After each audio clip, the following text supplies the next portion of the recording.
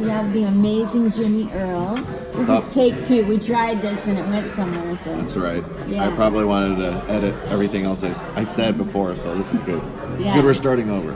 Yeah. So we're having a contest between the two of us. Who's the most humble? I am. He's winning, but he's saying he's winning, so he's losing. And so he comes from Sacramento. I found that out about him. Sac-town? Yeah. And I think that comics that go through and stick it out in Sacramento are so much stronger than other comics that I've seen come through here. And I don't know that they get the credit for it. I think we get a lot of stage opportunities. I think we have 4 comedy clubs in town. All the A guys come through town from LA and around the world. So yeah, a lot of opportunity in Sacramento. Yeah. Definitely. Yeah. And tough.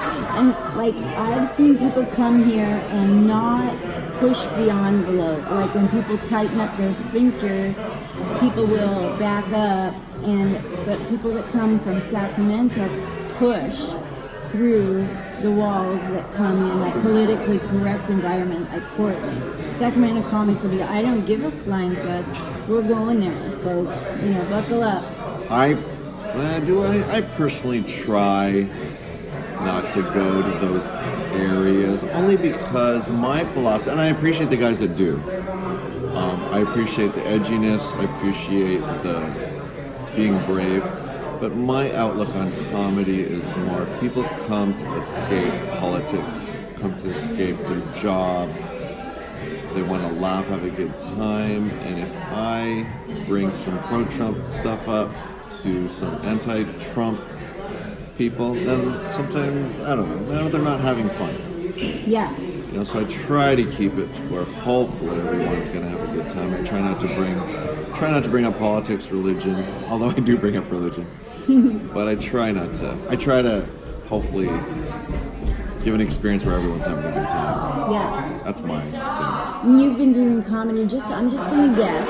I like to do this. I'm going to go with 15 years. Just under. I started 07. Okay. Yes, 07. So what is that, 12? Yes. 12 years.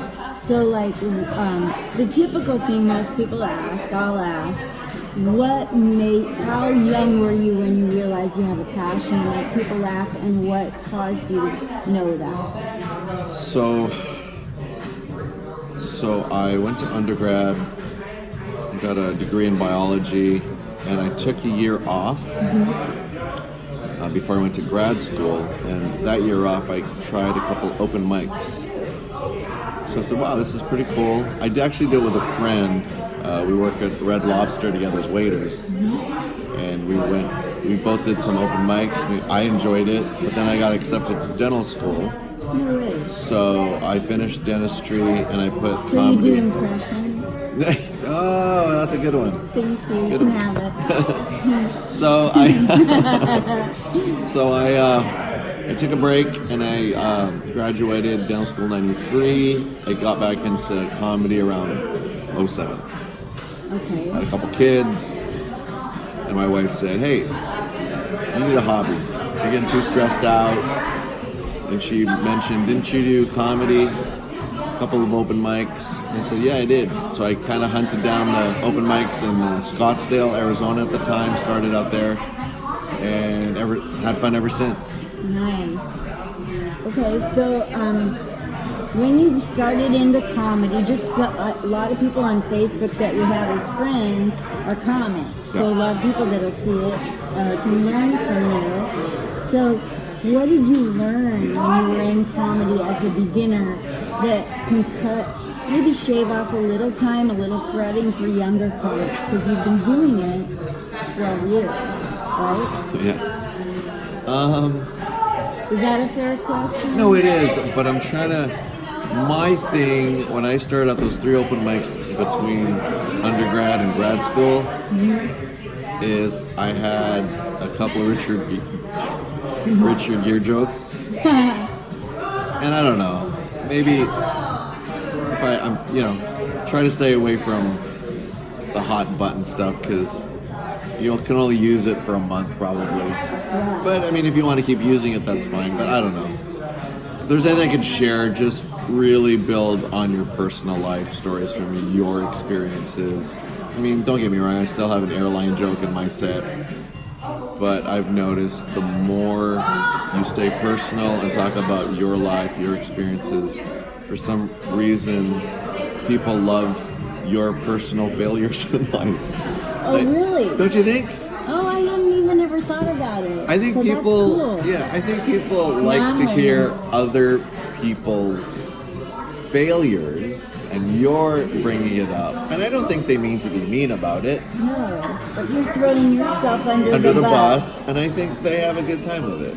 Oh, I And it's never therapeutic thought for me because I'm letting it out. of that. Do you know how many failures I've had in 68 years? You and me Holy both, crap. not just you. Yeah. But I had like That's growing a up. mountain of material. Growing up in Canada around a bunch of white people, and you're like the only Filipino family, you know, you're embarrassed of your dad's accent, our culture. It was stressful when I'd bring friends over. I mean, that was a lot of angst. And I think when I actually, like, just recently I talked about my sister caught me humping my teddy bear. I was buck naked, and I hated that story. I would never tell that story. I was doing a show with a pretty big name, and he brought all the supporting cast up, Yeah. and for some reason he got that story out of me, and we were talking about humping my teddy bear, and it was very therapeutic, but the crowd loved it. Wow. Talked about I had a babysitter. She didn't molest me, but we did some things, and we talked about that, and the crowd loved it. I don't know why they love to hear about stories of pain, but I'm gonna explore that.